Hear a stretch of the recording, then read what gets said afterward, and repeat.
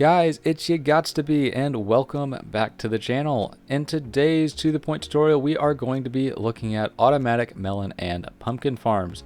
If you have any questions by the end of this video, please feel free to ask those in the comment section, and I will get back to you as quickly as I can. Also, if you do enjoy this video, I would really appreciate it if you would consider hitting that like button. And also, I'm going to be posting a ton of videos here in the near future, so if you want to find out whenever those are put out, make sure you hit that subscribe button and turn notifications on, so YouTube will know to pass on the word that another one of my videos has been posted. And with all of that being said, I guess we should actually get to the point of this video. Let's get to it.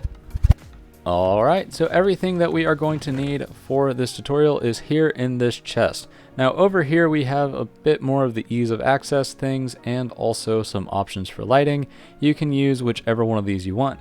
But the core of our farm is going to be right here. So go ahead and screenshot this or pause the video so you can get all the items you need, and we'll jump back into it once you get those. Alright, so for this farm I like starting out with the collection system. So the first thing that we need to do is dig a 2x1 hole and place ourselves a double chest in there, and then break another 2x1 hole directly behind it and place ourselves 2 hoppers. Now what we are going to do from here is place ourselves some iron rails in the desired length of our farm. So I'm only going to make this thing, let's say about that long, and then we're going to curve it around, add ourselves a powered rail, and continue on all the way down. Now whenever you're wanting to place a rail on top of a hopper, make sure you hit the crouch button and then hit the place button. Otherwise you're just going to open the hopper inventory and it'll get a little bit annoying. Alright, so once we have that, all we need to do is place a lever right next to that iron or that powered rail and flip it to the on position. If you want, you can place it on the side of the block like that. Either way works. Alright, so that is all it takes for the collection system. So let's go ahead and put all of this back in the chest. And now we're going to grab all the stuff that we need to actually put the farm together. So the first thing that we are going to do is place ourselves some grass blocks directly on top of this farm. And the way I like to also do this is make sure that that powered rail is one off of this grass block here. So whenever you set that hopper minecart down, you can give it a push and it'll start looping all the way around. Alright, so after this, we will need to add some stairs. So pick which side you want to actually grow your melons on and which side you want to collect them from. So I'll go ahead and collect them from this side, and you're going to place this stair down to where it is facing towards the grass block that you're going to be farming with. And once you get to the ends, make sure you have it turned 90 degrees like this, so then it adds a nice little end cap. Now we're going to take our water and go ahead and fill up all of these stairs so that it will hydrate the farmland and it won't flow everywhere. So once you have that done, go ahead and till up all the ground that you're going to be planting on and plant your melons or pumpkins. So after we do this, what we're going to do is take our observers and come over to see the little hitbox of that melon and just place the observer directly on top of it like this.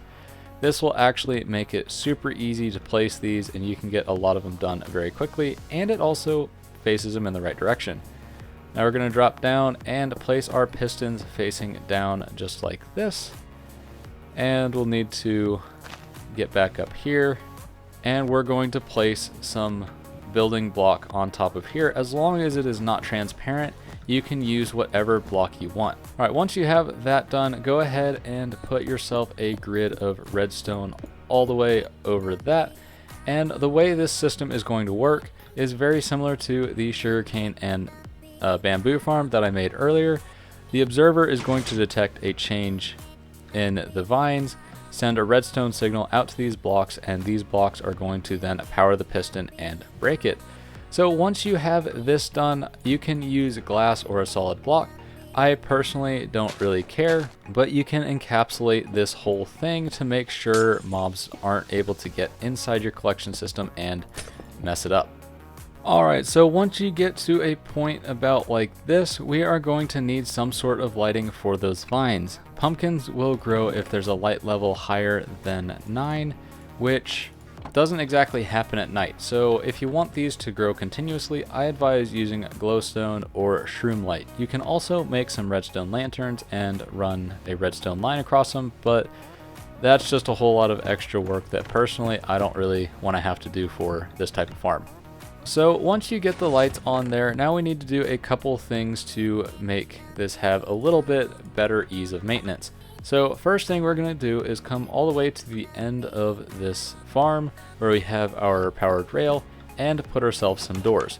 So this will keep all the mobs out and make sure that they don't accidentally stop our minecart.